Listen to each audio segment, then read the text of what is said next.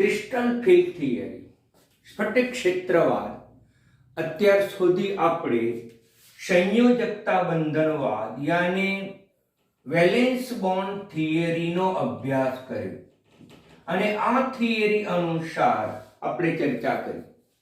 પરંતુ મિત્રો, valence bond થિયરીની ઘણી બધી મર્યાદાઓ હતી.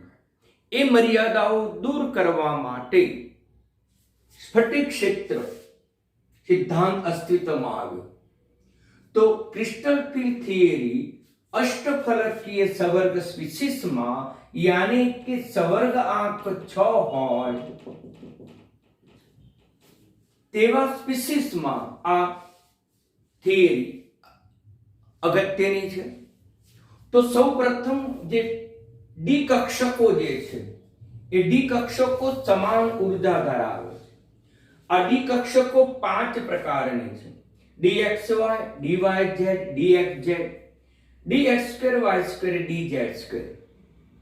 આ જે કક્ષકો છે એ અક્ષોથી રચાતા સમતલો 1 2 3 અને 4 અક્ષોથી રચાતા સમતલો માં ગોઠવાયેલી છે, જેમ કે dxy, dyz, dxz. જ્યારે આ જે કક્ષકો છે, આ બે કક્ષકો અક્ષો ઉપર ગોઠવાયેલી છે. આ રીતે ડી કક્ષકોની ગોઠવણી છે જે અગિયાર સાયન્સમાં તમે શીખી ગયા છો.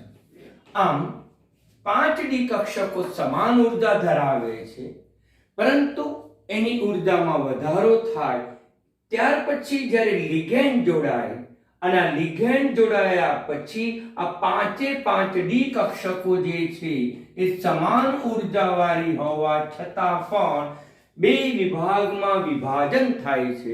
આપણા પાઠ્યપુસ્તકમાં એના માટે લખી છે વિપાટન, પરંતુ સાદો સરળ અર્થ છે વિભાજન. આમ સમાન ઉર્જા ધરાવતી 5 ડી કક્ષકોનું લિગેન્ડની હાજરીમાં વિભાજન થાય છે. કેટલીક કક્ષકો નીચી ઉર્જાવાળી બને છે, કેટલીક કક્ષકો ઊંચી ઉર્જાવાળી. આ જે સરેરાશ ઉર્જા છે એને કેન્દ્ર કહીશું. એટલે કેટલીક કક્ષકોની ઉર્જા કેન્દ્ર કરતા નીચી હશે, સરેરાશ ઉર્જા કરતા નીચી હશે. કેટલીક કક્ષકોની ઉર્જા કેન્દ્ર કરતા ઊંચી હશે, સરેરાશ ઉર્જા કરતા ઊંચી જશે. આ જે કક્ષકો છે એ અક્ષોથી રચાતા સમતલ માં આવેલી છે, માટે એ T2G જૂથ બનાવશે. જ્યારે આ બે કક્ષકો જે છે એ બે કક્ષકો એ અક્ષો ઉપર આવેલી છે અને તેથી તે EG પ્રકારનું જૂથ બનાવશે. 3 કક્ષકો જે છે એ T2G છે, એની ઉર્જા ઘટી જાય છે. 2 કક્ષા છે, 2 કક્ષકો છે જે EG છે, એની ઉર્જા વધી જાય છે. આમ ઊંચી ઉર્જાવાળી અને નીચી ઉર્જાવાળી કક્ષકો ઉદ્ભવે છે અને એનો શક્તિનો તફાવત, ઉર્જાનો જે તફાવત છે અને ડેલ્ટા 0 કહેવામાં આવે. વાસ્તવમાં ડેલ્ટા 0 નથી, ડેલ્ટા O. O એટલે ઓક્ટા. ઓક્ટાહેડ્રલ અષ્ટફલકીય, એના માટે O. એ ડેલ્ટા O ને કહેવામાં આવે છે અષ્ટફલકીય વિભાજન ઉર્જા. અષ્ટફલકીય એટલે કે 6 સવર્ગ આંક ધરાવતા લિગેન્ડમાં ડી કક્ષકોનું વિભાજન. એનું મૂલ્ય એ લિગેન્ડની પ્રબળતા ઉપર આધાર રાખે છે. નિર્બળ લિગેન્ડ હોય તો એનું મૂલ્ય ઓછું હશે, જ્યારે પ્રબળ લિગેન્ડ હશે ત્યારે તેનું મૂલ્ય વધુ હશે. અને આ ડેલ્ટા O ના મૂલ્યને આધારે લિગેન્ડની ઉર્જાનો ક્રમ નક્કી કરવામાં આવ્યો, લિગેન્ડની પ્રબળતાનો ક્રમ નક્કી કરવામાં આવ્યો. એક શ્રેણીની રચના થઈ જેને સ્પેક્ટ્રોકેમિકલ શ્રેણી તરીકે ઓળખવામાં આવે. મિત્રો, અહીંયા મેં શ્રેણી બતાવેલી છે, ધ્યાન આપો. એમાંથી બધા જ આયનો કે લિગેન્ડ ની આપણે યાદ રાખવાની જરૂર નથી. એક આયોડીન, એક બ્રોમિન, એક ક્લોરીન, એક ફ્લોરીન, પછી OH, પછી H2O અને પછી એમાઇન ઇથિલિન ડાયમાઇન, સાયનાઇડ અને કાર્બન મોનોક્સાઇડ. મિત્રો આટલાની જ જો તમે શ્રેણી લખો તો પણ એ સાચું, કારણ કે બધા જ લિગેન્ડની શ્રેણીનો ક્રમ આપણને યાદ રહે નહીં. હવે બરાબર ધ્યાન આપો કે આ 5 ડી કક્ષકોનું વિભાજન થયું, નીચી ઉર્જા ધરાવતી કક્ષક બની, એની ઉર્જામાં થતો ઘટાડો 2/5 ડેલ્ટા 0. મિત્રો કઈ રીતે નક્કી કરીશું? કુલ કક્ષકો કેટલી? તો કે 5. 5 માંથી 2 ની ઉર્જા વધી તો એની સાપેક્ષે એની ઉર્જા ઘટી, એટલે T2Eg ની ઉર્જા 2/5 ડેલ્ટા G0 જેટલી ઘટે છે. 2/5 ડેલ્ટા O જેટલી ઘટાડો થાય છે. જ્યારે Eg ની ઉર્જા વધી, કેટલી વધી? તો કહી શકાય કે 3/5 ડેલ્ટા O જેટલી વધી. એટલે કે આ બે કક્ષકો છે, આ 3, એની સાપેક્ષે આની ઉર્જા વધી ગઈ, ત્રીજા ભાગની ઉર્જા વધી ગઈ, એટલે 3/5 ડેલ્ટા O તરીકે ઓળખીશું. આ MCQ માં બરાબર ધ્યાનમાં રાખજો, આ પણ MCQ માં ધ્યાનમાં રાખજો. આમ 5 ડી કક્ષકો છે. લિગેન્ડની હાજરીમાં કેટલા લિગેન્ડ? તો કે 6 લિગેન્ડની હાજરીમાં અષ્ટફલક. આ 5 ડી કક્ષકોનું અસમાન શક્તિશાળી કક્ષકમાં વિભાજન થાય છે. કેટલીક કક્ષકોની ઉર્જા 2/5 ડેલ્ટા 0 જેટલી ઘટે છે અને એ 3 કક્ષકો છે, એ 3 કક્ષકોનું જૂથ T2G તરીકે ઓળખવામાં આવે. કેટલીક કક્ષકોની ઉર્જા સરેરાશ ઉર્જા કરતા વધી ગઈ અને એની ઉર્જા 2/5 ડેલ્ટા 0 જેટલી વધે છે. એ બે કક્ષકો છે જે જૂથ બનાવે છે, જેને આપણે Eg તરીકે ઓળખવામાં આવે. હવે બરાબર ધ્યાનમાં રાખો કે ડેલ્ટા O એટલે વિભાજન ઉર્જા, અને વિભાજન ઉર્જા એ લિગેન્ડની પ્રબળતા ઉપર આધાર રાખે છે. આ ઉપરાંત P એટલે યુગ્મીકરણ ઉર્જા. યુગ્મીકરણ ઉર્જા એટલે કે યુગ્મિત થવા માટેની ઉર્જા, ઇલેક્ટ્રોન યુગ્મિત થવા માટેની ઉર્જા.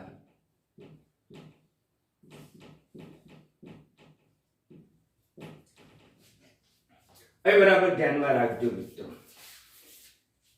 હવે એક ઇલેક્ટ્રોન હોય D1 ઇલેક્ટ્રોન હોય મિત્રો, D1. તો D1 ની અંદર એક ઇલેક્ટ્રોન છે, તો એની ભૂમિ અવસ્થામાં ઇલેક્ટ્રોન અહીંયા આવશે, ઉત્તેજિત અવસ્થામાં પણ ઇલેક્ટ્રોન અહીંયા આવશે. હવે આમાં વિભાજનમાં ઇલેક્ટ્રોન ગોઠવવો છે. તો મિત્રો યાદ રાખો કે ઇલેક્ટ્રોન રચનાના નિયમો ધ્યાનમાં રાખવા પડે. અવબાઉના સિદ્ધાંત અનુસાર ઇલેક્ટ્રોન હંમેશા નીચી ઉર્જા ધરાવતી કક્ષકમાં દાખલ થાય, એટલે અહીંયા દાખલ થશે, એટલે અહીંયા. તો પછી એની ઇલેક્ટ્રોન રચના બની જશે T2G1 Eg0. હવે D2 તમે લો તો બીજો ઇલેક્ટ્રોન ભૂમિ અવસ્થામાં અહીંયા હતો, ઉત્તેજિત અવસ્થામાં અહીંયા, લિગેન્ડ જોડાયા પછી ડી કક્ષકોનું વિભાજન થયું, બીજો ઇલેક્ટ્રોન નીચી ઉર્જા ધરાવતી કક્ષકમાં દાખલ થશે, એટલે D2 ની ઇલેક્ટ્રોન રચના થશે. હવે ત્રીજો ઇલેક્ટ્રોન અહીંયા દાખલ થયો, ત્રીજો પણ અહીંયા દાખલ થાય, તો પછી નીચી ઉર્જા ધરાવતી અહીંયા દાખલ થાય, તેથી તેની ઇલેક્ટ્રોન રચના બનશે T2G3G Eg0. ક્લિયર? તો આમ તેની ઇલેક્ટ્રોન રચના તમને ખબર હોવી જોઈએ અને આવડે એવું છે, બિલકુલ સરળ છે. હવે ધ્યાન આપો, D4 ઇલેક્ટ્રોન રચના હોય, D4, તો મિત્રો બે વિકલ્પો ઉદ્ભવે. બે વિકલ્પો, કાં તો D4 ઇલેક્ટ્રોન હોય, કાં તો અહીંયા દાખલ થાય, કાં તો અહીંયા દાખલ થાય. બે વિકલ્પો ઉદ્ભવે. આમ ચોથા ઇલેક્ટ્રોન માટે આ થિયરી અગત્યની છે. આમ D4 એટલે કે ચોથો ઇલેક્ટ્રોન. ચોથો ઇલેક્ટ્રોન ક્યાં ગોઠવાય? T2G માં, યાને કે આ પ્રકારની રચના બને, અથવા ચોથો ઇલેક્ટ્રોન ઊંચી ઉર્જા વાળી કક્ષકમાં જાય, એટલે T2G3Eg1 બને. તેનો આધાર મિત્રો લિગેન્ડની પ્રબળતા કે નિર્બળતા ઉપર આધાર રાખે છે. ચોથા ઇલેક્ટ્રોનની ગોઠવણી આ પ્રકારે થાય કે પછી આ પ્રકારે થાય, જે લિગેન્ડની પ્રબળતા ઉપર આધાર રાખે છે. નિર્બળ લિગેન્ડ હોય તો વિપાટન ઉર્જા ઓછી હશે અને વિભાજન ઉર્જા વધુ હશે. આમ નિર્બળ લિગેન્ડમાં વિપાટન ઉર્જા ઓછી છે, વિભાજન ઉર્જા ઓછી છે, આ ઉર્જા વધુ છે. એટલે ઇલેક્ટ્રોન ઓછી ઉર્જાવાળી પ્રણાલી, ઓછી ઉર્જાવાળી સ્થિતિ પ્રાપ્ત કરશે. આ બેમાંથી કોની ઉર્જા ઓછી છે? તો વિપાટન વિભાજન ઉર્જા ડેલ્ટા 0 ની ઓછી છે. તેથી આ શરતનું પાલન થાય અને તેથી આ જે ઉર્જા છે એનું મૂલ્ય ઓછું હશે એટલે એ ઇલેક્ટ્રોન અહીંયા દાખલ થશે.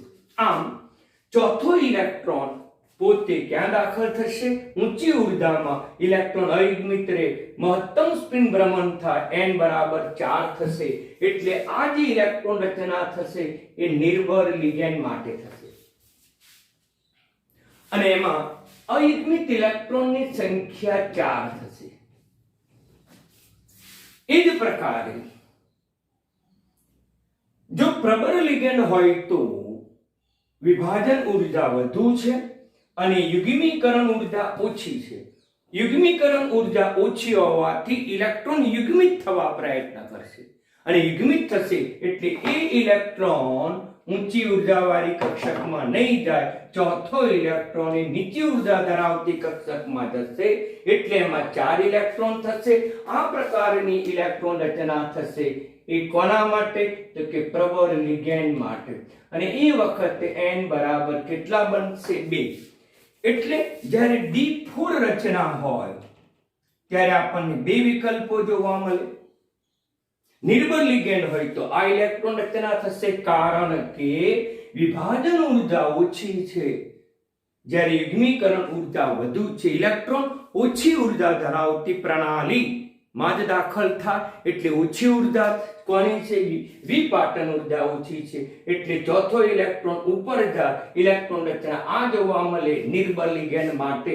એમાં અયુગ્મિત ઇલેક્ટ્રોન વધુ છે એટલે અયુગ્મિત મહત્તમ ભ્રમણ જોવા મળે. જો પ્રબળ લિગેન્ડ હોય, પ્રબળ લિગેન્ડ, તો પછી વિભાજન ઉર્જા વધુ છે, યુગ્મીકરણ ઉર્જા ઓછી છે એટલે ઓછી ઉર્જા ધરાવતું યુગ્મીકરણ થાય એટલે ઇલેક્ટ્રોન યુગ્મિત થશે. એટલે પ્રબળ લિગેન્ડ માટે આપણને આ પ્રકારની રચના જોવા મળે, જેમાં અયુગ્મિત ઇલેક્ટ્રોનની સંખ્યા 2 છે એટલે કહી શકાય કે ઇલેક્ટ્રોન યુગ્મિત થાય છે. નિમ્ન ભ્રમણ સંકીર્ણ, આ મહત્તમ ભ્રમણ, આ નિમ્ન, આ ચુંબકીય ચાપ માત્રા વધે, આ ચુંબકીય ચાપ માત્રા ઓછી થાય. આમ જો ક્લોરીન હોય, ફ્લોરીન હોય કે OH હોય તો નિર્બળ લિગેન્ડ છે તો પછી આ ઇલેક્ટ્રોન રચના જોવા મળશે. અને જો સાયનાઇડ હોય, જો મિત્રો આ બાજુ NH3 હોય, સાયનાઇડ હોય, પછી કાર્બન મોનોક્સાઇડ હોય કે પછી ઇથિલિન ડાયમાઇડ હોય, પ્રબળ લિગેન્ડ છે અને પ્રબળ લિગેન્ડ હોય તો આ પ્રકારની શરતનું પાલન થાય, આ ઇલેક્ટ્રોન રચના પ્રાપ્ત થાય. આમ સરળતાથી ડી કક્ષકોના વિભાજનથી જે ઇલેક્ટ્રોનની ગોઠવણી થાય છે એને આધારે મહત્તમ ભ્રમણ કે નિમ્ન ભ્રમણ સંકીર્ણ નક્કી કરી શકાય. હવે આવી ઇલેક્ટ્રોન રચના પણ આપણે અષ્ટફલકીય સવર્ગ સ્પીસીસમાં પણ સરળતાથી આપણે સમજી શકીએ મિત્રો. એટલે મેં તમને સમજાવ્યું. હવે મિત્રો લઈએ D5 ઇલેક્ટ્રોન રચના. D5 ની અંદર ઇલેક્ટ્રોન રચના 2 પ્રકારે જોવા મળે, એક નિર્બળ લિગેન્ડની હાજરીમાં અને એક પ્રબળ લિગેન્ડની હાજરીમાં. પરિણામે 5 ઇલેક્ટ્રોન ની ગોઠવણી 2 પ્રકારે. જો નિર્બળ લિગેન્ડ હોય તો આ ઉર્જા ઓછી છે એટલે નિર્બળ લિગેન્ડ હોય તો 5 ઇલેક્ટ્રોન, આ ઉર્જાનું મૂલ્ય ઓછું છે એટલે સરળતાથી એ ઊંચી ઉર્જા Eg માં જાય માટે એની ઇલેક્ટ્રોન રચના T2G3 Eg2. આ કોના માટે? તો કે નિર્બળ લિગેન્ડ માટે. જો પ્રબળ લિગેન્ડ હોય તો પ્રબળ લિગેન્ડ તો યુગ્મીકરણ થવા માટે ઉર્જા ઓછી છે એટલે ઇલેક્ટ્રોનનું યુગ્મીકરણ કરશે, યુગ્મિત થશે એટલે યુગ્મિત થશે, એટલે એની ઇલેક્ટ્રોન રચના થશે T2G હોય Eg0. આમ આ કોના માટે બનશે તો કે પ્રબળ લિગેન્ડ માટે બનશે. આમ પ્રબળ નિર્બળ લિગેન્ડ માટે આપણે ઇલેક્ટ્રોન રચના સરળતાથી નક્કી કરી શકીએ મિત્રો. તો આ અગત્યનું હતું વિભાજન ઉર્જા અષ્ટફલકીય સંકીર્ણમાં મેં તમને સમજાવ્યું. એના આધારે તમને એમસીક્યુ વધારે પૂછાય છે મિત્રો, એટલે એમસીક્યુ સ્વરૂપ માટે જ આ બધી બાબતો તૈયાર કરજો. જેટલી મેં પાઠ્ય પર નોંધ કરી છે એટલી જ નોંધ કરશો તો પણ ચાલશે. એટલે જાહેર પરીક્ષા નીટ જી માટે અગત્યનું છે. ઓકે મિત્રો.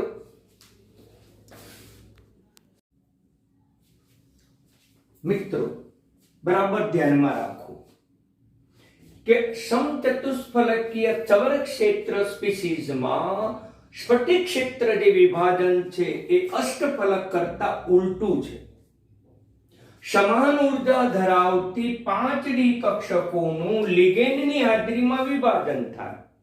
તે પૈકીની 2 કક્ષકોની ઉર્જા જ ઘટી જાય છે. અહીંયા 3 હતી તો અહીંયા 2, જેને E તરીકે ઓળખવામાં આવે છે. જ્યારે 3 કક્ષકોની શક્તિ વધી જાય છે જેને T2 તરીકે ઓળખવામાં આવે છે. અહીંયા G શબ્દ છે, અહીંયા G શબ્દ નથી. 2 જૂથ બનાવે એટલે E કહેવાય અને 3 જૂથ બનાવે એટલે T2 તરીકે ઓળખાય. એટલે જો તમે આ સમચતુષ્ફલકીય સ્વર્ગ સ્પીસીસમાં જો તમે લખો તો પછી આ જે જૂથ છે એને T2 કહીશું, આ જે જૂથ છે એને E કહીશું. 2 કક્ષકોની ઉર્જા ઘટે છે, 3 કક્ષકોની ઉર્જામાં વધારો થાય છે. સરેરાશ ઉર્જા કરતા આ 2 કક્ષકોની ઉર્જા ઘટી જાય છે. કેટલી ઉર્જા ઘટી જાય છે? 3/5 ડેલ્ટા G0. આ 3 છે એટલે 3 ભાગાકારમાં 5 ડેલ્ટા G0 જેટલી ઉર્જા ઘટી જાય. જ્યારે આ 3 કક્ષકની ઉર્જા વધી જાય છે. કેટલી ઉર્જા વધી જાય છે? તો 2/5 ડેલ્ટા T જેટલી ઉર્જા વધે છે. ડેલ્ટા T એટલે શું? ડેલ્ટા એટલે 2 કક્ષકોની ઉર્જાનો તફાવત ડેલ્ટા. T એટલે ટેટ્રાહેડ્રન. ટેટ્રાહેડ્રન એટલે ચતુષ્ફલક.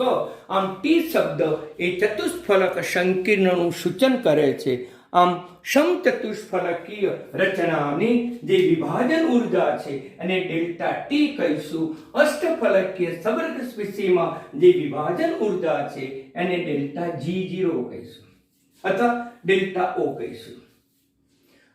આ બંને વચ્ચે અગત્યનો તફાવત છે અને જે તમને એમસીક્યુ તરીકે મિત્રો યાદ રાખજો જવાબમાં કે ડેલ્ટા T નું મૂલ્ય એ